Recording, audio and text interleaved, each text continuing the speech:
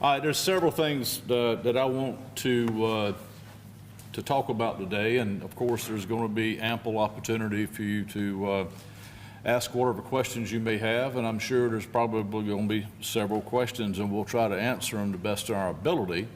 I want to say on the front end of this conversation we're having today that there's still an ongoing investigation being conducted by the State Law Enforcement Division, so I've got to be careful what I say through this process. I'll try my best to answer your questions. And it's not that I'm trying to keep anything from you, but we still need to allow the other investigation to flow, and that way the agents from SLED can go about the community and do the interviews that they need to do and collect the information they need to collect. Let's talk about the first part.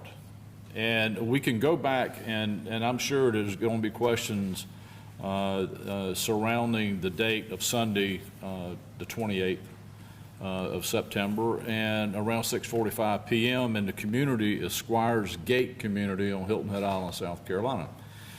As a result of a handful of calls, some of them being a fight call in progress, some of the calls for service being shots fired calls. There were also calls of a man with a gun. Deputies were responding to that community, really not knowing what they would find when they got there.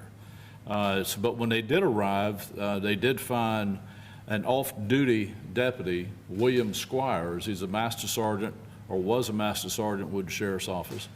They found him in the community dressed in some of his issued equipment. That would be a vest that had sheriff on it, a weapon, and his ID, his badge, and I believe he had a radio in his possession as well. They also encountered several juvenile boys that were in that community. So, you know, for a few minutes after 6:45, it took those deputies responding to that community, it took them a little while to try to figure out what exactly was going on, based on how the radio calls were coming in for a variety of different things. Through that process of trying to determine what was actually happening, our command duty, we have a command duty officer on call every day, and that's done through rotation. And this particular day, Sunday the 28th, that command duty officer was Lieutenant Craig Washington. He arrived on scene after hearing the call for service and being summoned by the staff sergeant, patrol staff sergeant, that they were unraveling a situation that was very concerning to our patrol supervisors. Therefore, they wanted a command officer on scene. So when Craig got there, he tried his best to try to figure out what was happening based on the information he was getting, and he called me the first time a little after 8 p.m. In that call, he relayed what information he could relay to me based on what information he had. And I told him, I said, well, just keep calling me and giving me information as needed.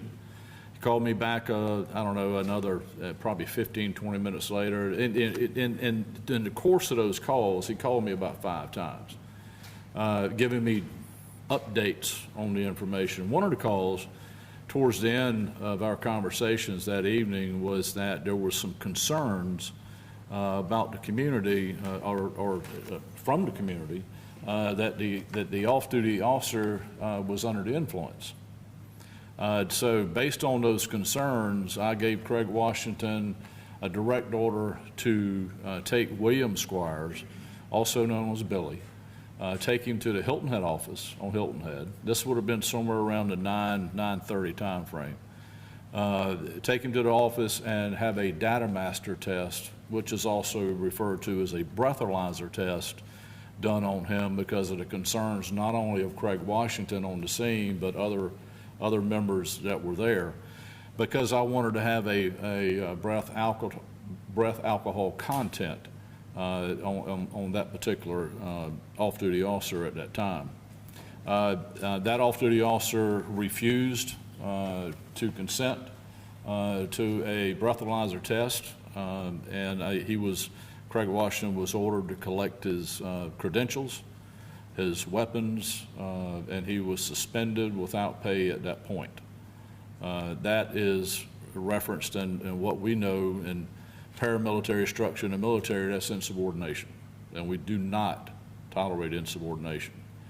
I know there's been a lot of questions. I know there's been a lot of comments from different folks, either through phone calls or emails or different postings about the importance or questioning the importance of an internal affairs investigation. In this particular case, it's our responsibility to determine what policies have been violated that are required to be followed by officers either on duty or off duty, 24 hours a day, 7 days a week. Because at the end of the day, what we do is we have to report our findings to the Criminal Justice Academy in Columbia. The Criminal Justice Academy in South Carolina retain and own your certification. An officer certification does not belong to them, but belongs to the state of South Carolina, and it's through the South Carolina Criminal Justice Academy where all law enforcement officers in the state of South Carolina are certified. So that certification is property of South Carolina. It's our responsibility to do a thorough investigation for policy violations. We report our findings to the Criminal Justice Academy, and if need be, we ask for revocation of that certification. In this particular case, that was done this morning at 9 o'clock. We thoroughly investigated the case. There's not a whole lot left on the internal affairs side. Lieutenant Drayson, he did a champion's job of coming in early Monday morning and starting on this, knowing that we needed to unravel everything in a timely fashion. He was able to do that, thus gives my Chief Deputy, Mike Hatfield, the opportunity this morning at 9 o'clock to continue the paperwork submittal to the Academy. William Squires was brought in this morning at 9, and his classification now, he's terminated from the Beaufort County Sheriff's Office for a variety of policy violations. So he is no longer an employee of the Sheriff's Office. At the time that we suspended him without pay, it was the appropriate thing to do because, again, I want a smooth, flawless, thorough investigation because we are responsible for reporting that.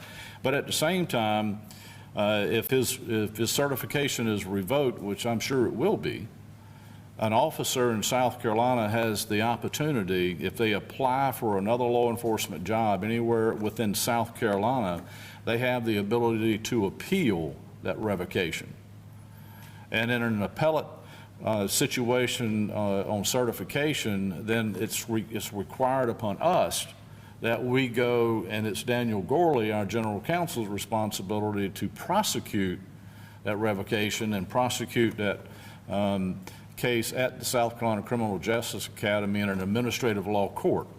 And then the findings of that court go to the training council, and the training council in South Carolina, their responsibility is to have a final verdict or a finding on that revocation. So this process, where some in the civilian world may not understand the things that we go through, those things are extremely important in how we not only police our communities, but how we police our law enforcement officers in South Carolina. So having said all that, that was our responsibility, and it continues to be our responsibility. The SLED investigation is appropriate because you really don't want the same agency doing both investigations. When we do a policy investigation, we're looking at policies of the Sheriff's Office. SLED is going to look at criminal violations. So they're looking at the criminal violations, and they will report their findings to a solicitor. I think Duffy Stone has asked another solicitor's office to look at the findings on this, and that's his responsibility, and I'll leave that with him. So it's very important that we do two separate investigations, and it's always the best that two agencies are involved in that process. So I'll stop at that point. If you have questions about the process, certification issues and all, we can answer those questions. I can get my Chief Deputy or Daniel to do that. if I don't have the answer to it. But I'll open it now for whatever questions you may have, because there's a lot of information out there, and I don't want to rehash things that don't need to be rehashed. So, yes, ma'am. Good morning. I have a bit of a two-part question here. Can you speak up a little bit, because this Yes. room is not the best. Good morning. I have a bit of a two-part question here. What can you tell us about the rumor that the teens had a gun on them? And if the rumor is false, will there be any consequences for those who started it? Okay, I didn't hear the last part of it. If the rumor is false about the teens having a gun, will there be any consequences for the ones who may have started it? Well, those aren't policy issues. Now, there's some policy issues involving squires, but anything involving the teenagers, that's probably going to be covered in the SLED investigation. Okay. And it's my understanding that, and SLED has done it, they've been on the ground since Monday. So they have been here and they've been actively working this case. And it's my understanding that they are planning to give a full report to the solicitor's office by, I think, Thursday of next week. So they're moving forward at a pretty good pace themselves. But I think that latter part of your question is going to be for SLED. Okay. Thank you. Sir, Caroline Spikes with Black 5 News. Can you kind of tell me if there are any difference in authorities when it comes to off-duty versus on-duty deputies? You know, a deputy sheriff, when a deputy sheriff is sworn in, and they're sworn in by me, they're sworn in to be a deputy sheriff 24 hours a day, 7 days a week, 365 days a year. Where deputies are off, there's always on-duty time and off-duty time. That's normal, it's reasonable, it's expected, but their actions as a law enforcement officer is something we require 24/7. Just so you're in an off-duty capacity doesn't mean that you can violate any of our policies. And you know, these officers they get a lot of instruction on that, because we always tell them, and I do when I sit down with them, so whatever you do in your off time will have a heavy impact on your on duty time. So make good decisions on and off duty, because bad decisions have consequences, and this is just an example of it. Did squires past, like, I guess, because I looked at some, like, personnel, and, like, his past incidents play into this decision to terminate him, or do you guys go by case? Well, when I looked, I mean, I looked in his personnel file, and you know, he's got a few minor car collisions. He's got one IA, Internal Affairs investigation, back in 2016, and that was on an arrest situation where a person that was arrested claimed that squires had taken his medication from him. All of that was unfounded. He had a March 2021 inquiry. It was not an internal affairs investigation, it was a command inquiry, so his supervisors were looking into it. And it was a traffic stop where one of the persons that were arrested in the traffic stop claimed that too much force had been used by the officers in the traffic stop, and that he had injury. He was taken to the hospital. He did not have any injuries. And based on the body cam video, there was no violation of policy. So those are individual things that happen. I mean, his record, quite honestly, other than one inquiry, an IA in 2016, and a few minor accidents, which is not uncommon for the number of miles we put on patrol cars in the county, his record is fairly clean. He's 19 years with the Sheriff's Office. He was hired in September 11th, 2006. And so he was going on 20 years. He just passed his 19-year mark in September, with very few incidents in his file. He was assigned to our Violent Crimes Task Force. He'd been assigned to that section for a while, and was doing a good job there. I don't want to go into too much detail. I mean, you're more than welcome to his personnel file. You'll be welcome to have the internal affairs investigation. We cannot release that until SLED has finished their investigation, because an internal affairs investigation, when we interview employees, not civilians, but employees of the Sheriff's Office, we give them a guarantee warning. And a Garrity warning for us is that you are compelled to answer whatever questions we ask. You're compelled to do the things that we require you to do. In the SLEDS investigation, that's a Miranda issue. So they're completely different. So we cannot release information that was obtained through a Garrity warning. So those things is the reason why most of the IA investigation cannot be released until SLED has finished their investigation, because it would taint their investigation to have information that they're not privy to. So hopefully that kind of answers that question. Questions? Sarah Smith with WSAV. You know, you had just said that this deputy had almost been with the sheriff's office for 2 decades. Mm-hmm. And I know that this is an internal, you know, this is an ongoing investigation, so you can't say much. But as the sheriff, what was your reaction to hearing about this, and what can you kind of tell? What's your message to the public about this situation? You know, I've been in this business a long time, and I've seen a lot of things that people shouldn't see. And, you know, not having any of the video available to me on Sunday evening, you know, when I was first called a little after 8, I was making decisions based on information that was flowing. And this was a fluid scenario at the time. So based on the information that I got, I felt around the 9 o'clock hour, based on concerns, not only of knowing that he was off duty, and knowing that there was, he was suspected of consuming alcohol, and he was armed, and he was wearing one of our, of course, tactical vests.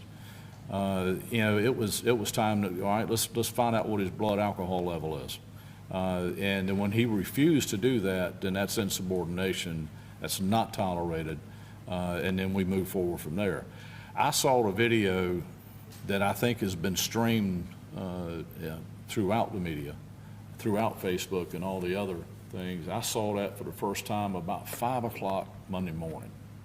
And I think that came out initially on Nextdoor. And it was provided to me, because I'm not a social media follower, so to speak. You have to send it to me if you want me to see it.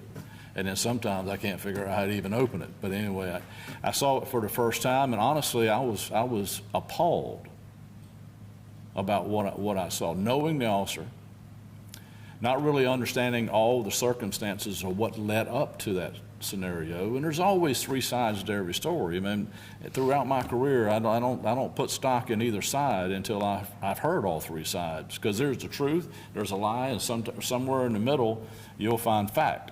And we're fact finders. So looking at that video, it was appalling to look at.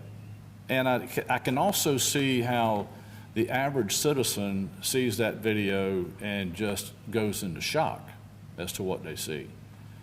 But again, knowing what I know about the investigation today versus what I knew about it on Sunday night and Monday of this week, I'm not saying that the video will ever get better.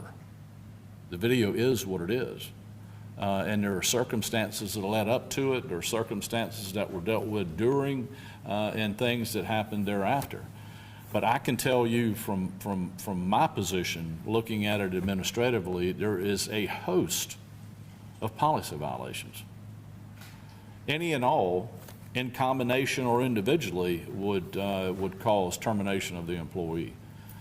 So, I mean, any and all of it combined is a problem. So hopefully that answers. Yes, Mitch.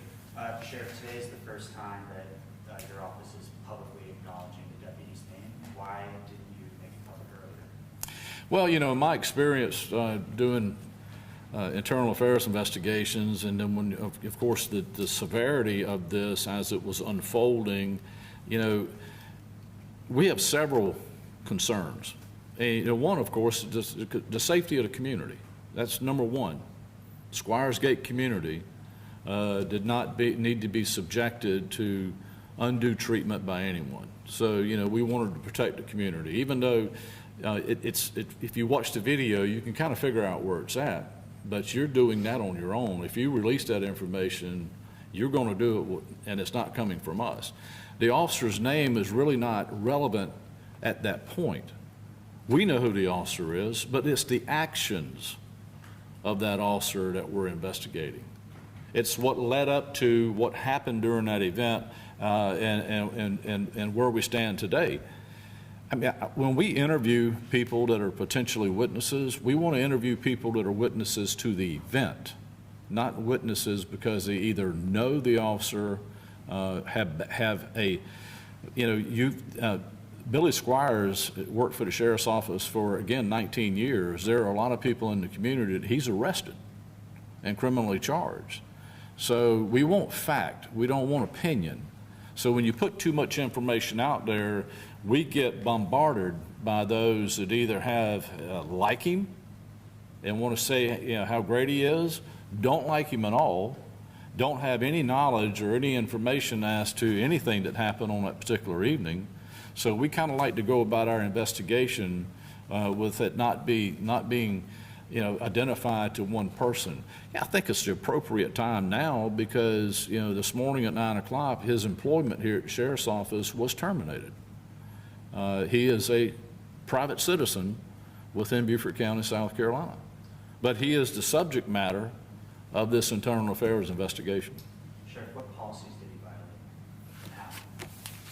Well, I'll go through the policy violations. You got, code of conduct, failure to obey a lawful order by refusing to submit to the data master, conducting himself in an unprofessional manner that did not project and support public respect and cooperation, being under the influence of alcohol in a public place with his judgment impaired, leading to actions which brought discredit and ill repute upon the sheriff's office, attempting or unlawfully arresting regarding a neighborhood dispute where there was no clear threat of bodily injury or death.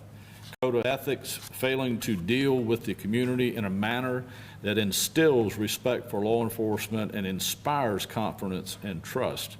Off-duty firearms policy violation, consuming alcoholic beverages while armed in an off-duty capacity and then presenting this firearm for an unlawful purpose which was outside of the compliance with the sheriff's office use of force policy. Use of force, using force, presentation of a firearm, soft hand and empty hand techniques against subjects without reasonable suspicion or probable cause. Arrest and detention policy, taking lawful action by attempting to arrest detained juveniles involving a neighborhood dispute where he resides without articulable independent justification known by him at the time. Failing to contact the on-duty supervisor of the call and reassuring himself from a law or recusing himself from a law enforcement action. Communications policy, failing to advise the communication center, which is our dispatch center, either by phone or radio of what the event was. And body-worn camera policy. Once he put on that vest and started acting in the capacity as an on-duty officer, then he's required to have his body camera on. He did not. The body camera was on the vest, but it was not activated. And that's the list of policy violations. There's a video that precedes the incident that has gone sort of viral, where there's a man driving up to the kids in a white vehicle. The aunt of one of the kids has identified this man as Billy Squires. Was this his service vehicle, and is that also an issue? And can you confirm that Squires was the one driving his car? I know Squires moved his vehicle from his driveway to the side of a road within the community, and of course that's concerning, and it's part of the internal affairs His investigation. service vehicle? Pardon? His service vehicle? His work vehicle, yes, yeah. And all of his equipment and everything's, we have it. He doesn't have anything else. Now you said that one of the policy violations was he acted without reasonable cause. I know you can't talk to us about the actual investigation, but that can point to that there weren't any incidents leading up to what we saw in the video of him coming up to those juveniles. Can you give us some insight on that, on what led to it and what led him to talk or walking up those minors? I mean, it's a great question. It is a great question. I'm careful how I answer that because of the SLED investigation. I mean, there were things that led up to his reaction. I mean, there is an action that happened prior to Squires being involved, and there was a reaction on his part. But I don't know that I should comment on it. I mean, I think it'll all be released. It's just, I just don't want to do anything to taint the other investigation. And then in terms of moving forward, obviously with the technology that we have today, in these kinds of incidents where people may be abusing their authority or their power, us as citizens, we're able to whip out our phones and take a video.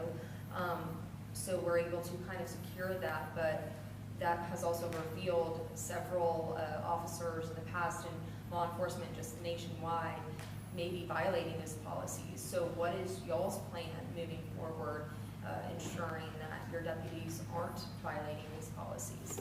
You know, I've got over 300 employees. You know, we hire men and women in this profession weekly. Some are cut out for this job, and there are those who are not. And we weed them out quite quickly. And you know, in this situation here, it's difficult to say why he acted the way he did. But we do know that there's information that was provided to him prior to his reaction in the community that concerned him enough that he felt he should get involved. Now, when you're consuming alcohol, and we have the standing policy, you do not police your own neighborhood. Just don't do it. These are the things that result in doing that.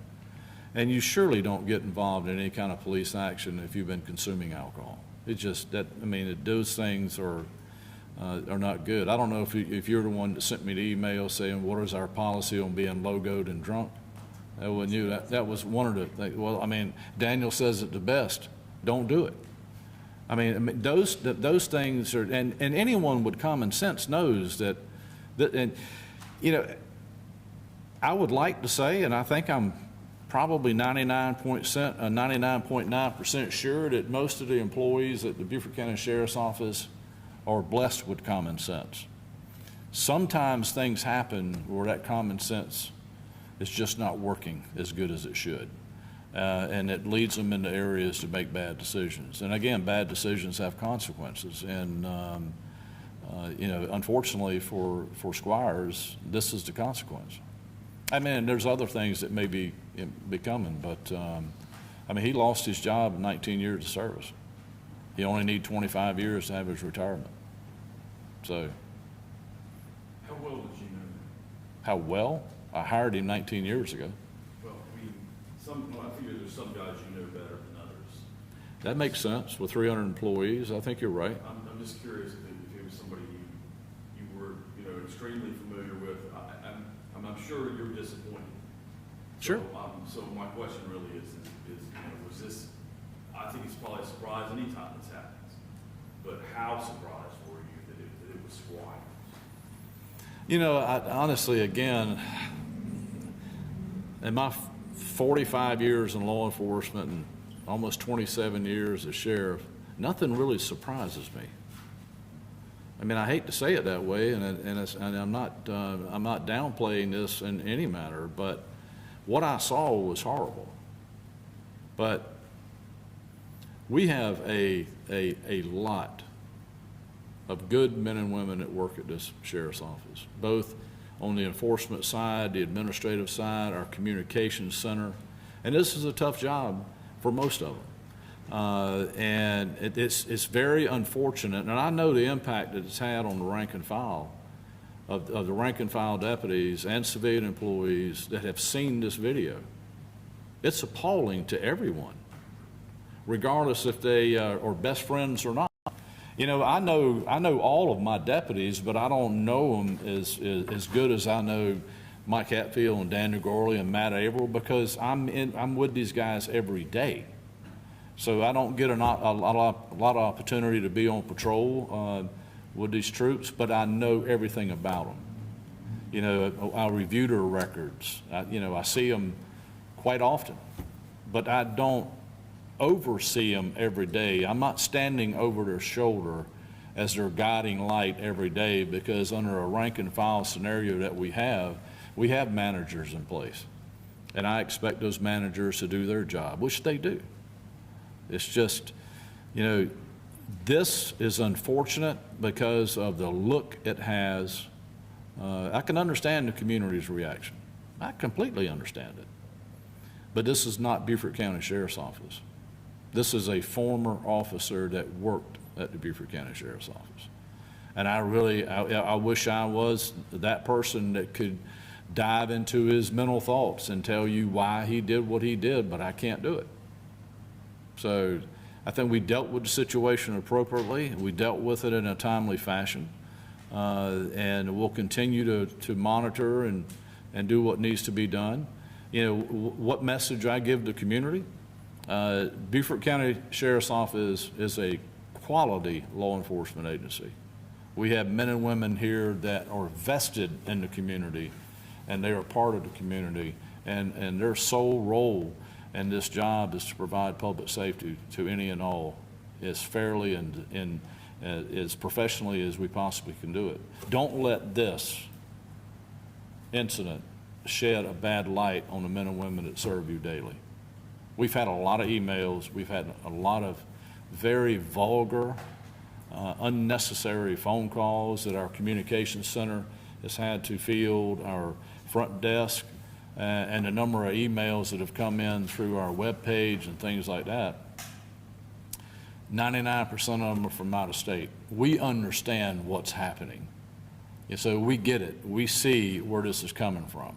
And it's not uncommon for a Republican sheriff or a Republican anyone in the United States to get that kind of drama. So, but you know what? It doesn't have an impact on us.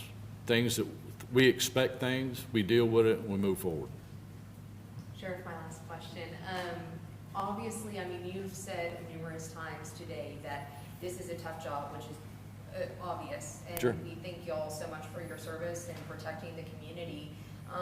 And like you said, you weed out those who aren't fit for this field. But also, how do you ensure that people or the deputies who are just as quote unquote tough are also able to be appropriate in how they handle those situations with the amount of force given to them, as opposed to going buck wild with this quote toughness?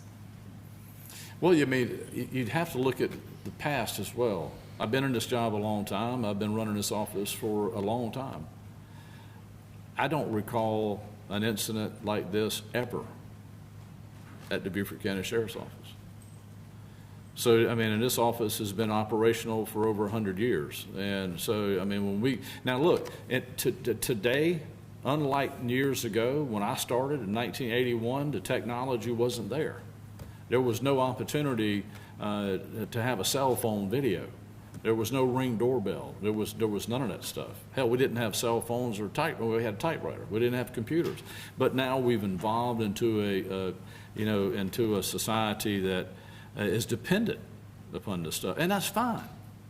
Guess what? We are as dependent as the average day-to-day citizen. We have the technology in place. Lindsay does an awesome job of making sure that we're using technology to put information out. We are in the giving business. We give information freely. Transparency is one of the things that we're very good at. But at the same time, we equip our staff, our responding officers. They have body cameras. We have dash cameras. All of our interview rooms are video audio. Our cars, our interior of our cars are video audio. So, we are doing everything to ensure that these officers, because we're policing the police, at the same time we're policing the general public. And I can assure you, over the years, we've had a lot of people that got a traffic ticket and wanted to make a complaint about the officer being rude and not professional. So we review all of this technology we have, and we invite that person to come in and review it with us, and then they find out, oh, you had a camera? And never mind. What their intent was to try to get out of a ticket. But what it shows is that while we're policing our staff, we're also policing the community, and I want the community to feel good about the fact that we are policing our staff and recording what we do on a day-to-day basis, not only for us to see, but for us to, I mean, because we look at one of the requirements under the body camera video, like dash cam, is that supervisors go in and review calls. So they go in, not even on a complaint ratio, they just go in and take the time to sit down and go through certain deputies' body cam videos and dash cam videos just to kind of analyze if they're doing the right thing, how they're greeting the public, how they're dealing with stressful situations. And I mean, that's a part of the training that they go through. Plus, it's also, these supervisors are required to evaluate these officers on a regular basis. So this is a part of the evaluation process. So, I mean, it works. Sheriff, where was he drinking? Pardon? Where was he drinking? It would have been I think his home. I think his home, and I think he visited Hudson Seafood to pick up some stuff, and other than that, most of it was right there at home. And your deputies were the first to arrive at the scene? Pardon? Your deputies were the first to arrive at the scene for the first law enforcement. Did they recover a gun at the scene? That was not his service weapon? We took the duty weapon from Squires. As far as going into any kind of evidence that could be a part of the sled investigation, probably not going to go there. You'll have to wait. Yes, ma'am. Chloe? Oh, sorry, that was my question. First part. Oh, it was. Well, I guess I'll just ask it. So it's more of a technical question because he refused to take the breathalyzer test, but then some of the policy violations did include being under the influence. So did it involve y'all going into the home and finding evidence of alcohol? I mean, how did? No, how I did mean, you it's, do that information? we have, you know, the deputies that were on scene, you know, they recognize that Okay, based so more on of a their, visual- yeah, based on their experience. Plus, there's also an admission that alcohol was consumed. There was an admission. Okay, I just don't know to what level. okay, That's why I wanted the breathalyzer test. okay. There's no denial on the consumption of alcohol. So there was confirmation of consumption of alcohol prior to the breathalyzer? There was a suspicion of alcohol being consumed, and that level of suspicion is the reason I required Craig Washington to put him in the car and take him down and let's do a breathalyzer test. When he refused to do so, and since then, since that refusal, there's been an admission on his part on the consumption of alcohol. Standard procedure to take blood when somebody refuses a breathalyzer? Was blood taken? Well, if you're going to refuse a breathalyzer, you're going to refuse a blood test. I can't make you take a blood test in this kind of situation. This is not a fatality accident where different requirements are have. This is a internal. So, you know, there was a blood test given to him at some point, but not that night. The best way for me to gauge blood alcohol content would have been for him to take the breathalyzer at 9:30 p.m. on Sunday. So, but he refused to do so, and that again is what created the environment where he lost his credentials, he was put on suspension, and all of his law enforcement jurisdiction was removed at that point. If the deputy was a civilian, would he have been arrested at the scene? I mean, depending on what the circumstances are, I'm not going to go into that because of a criminal ongoing investigation. That's a good question for SLED. So there were numerous civilians in the video, and at least one other that had a weapon, supposedly. Are there any, I'm assuming. What was your question again? There were civilians in the video, and at least supposedly, allegedly, one other bystander that had a weapon. A bystander that had a weapon? Yes. I'm assuming that is going to be part of the SLED investigation as opposed to? Is this an employee of the sheriff's office? No, he's not an employee. So That would be a part of, that would be a part of the SLED investigation. Ours was administrative for the employees. And we had several deputies on that scene. Any other questions? Is the sheriff's office or the solicitor's office working with the family for trauma for the children who had a gun pointed at them? Is there any kind of mental help that you're offering the families and the boys? I can say no from us. I don't know the answer to that from SLED. We have reached out for interviews, and we have had no interviews with family members. Their desire is not to talk to us. Have you offered that help? We haven't got a word in edgewise. I mean, Adam Drayson, the lieutenant, did the IA. He tried to set up opportunities to meet and speak with the family members, and there's been no acceptance of that. And I don't know at this point if SLED's been successful with that or not. Questions? That it? Okay. Well, thank y'all.